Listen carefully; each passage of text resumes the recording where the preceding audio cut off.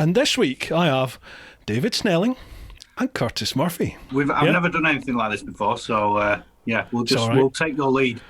I'm winging it as well, don't worry about it. These two lads set off on their Suzukis and they did the long way round trip themselves without the backup crew, without the film crew. And I even bought your DVD when you did your DVD, and I loved it. Myself.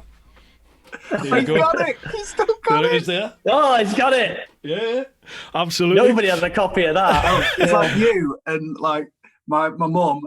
The story behind our trip, really, it's in a funny kind of way. It's almost a bit of a love story to me between me and Dave. And then I realised we had to wait a year because we weren't old enough to ride a motorbike yet.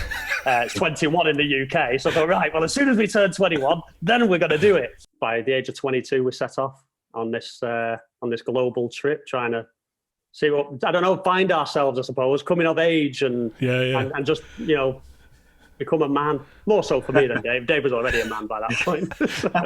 Yeah, but he was RAF, you know what I mean? Not a proper soldier, is it? And it was an incredible experience, and I went on two tours of Iraq during the Iraq War, and that was pretty intense.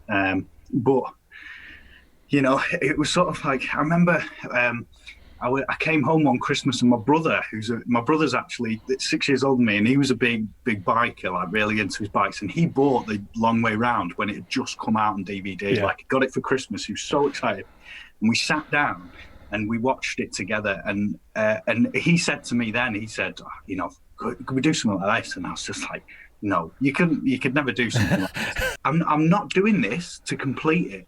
I'm doing it for the adventure. Do you know what I mean? Yeah. So. Yeah. I was doing it to complete it. Yes. And even when disasters happen, you come off your bike and you rip all your fairing off, or I would like, oh no, it's a disaster, and they would go, hey, it's all part of it.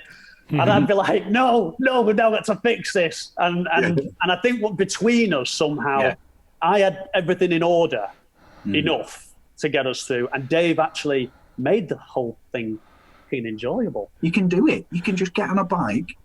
Our tents were £5 each. We didn't have a sat nav. We didn't even go with maps. Maps would have been a luxury. Yeah. We couldn't, and the only way we knew where we were was to count how many letters were in the sign. So it's like, was it? Right, there's 10 letters in that name of that town. Right, find out what town we're in. When we got into a bit of a fight in a bar. There's things that happen. Hostels are like the best place to just turn up and have instant friends. Everybody's in the same boat, just doing the same thing. It's brilliant. They're all schizophrenic and...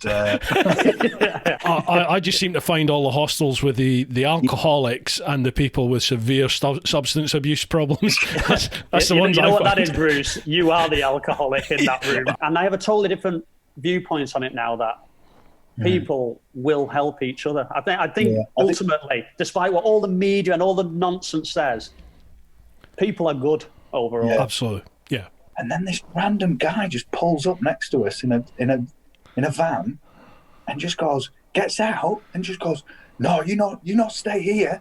You stay with me." Then he gets children out of the van to show us that he's all right. Look, he says, "Look, I'm all, these are my kids. I've got kids. Here's one I caught earlier. Right at the back, there's some puppies. Yeah.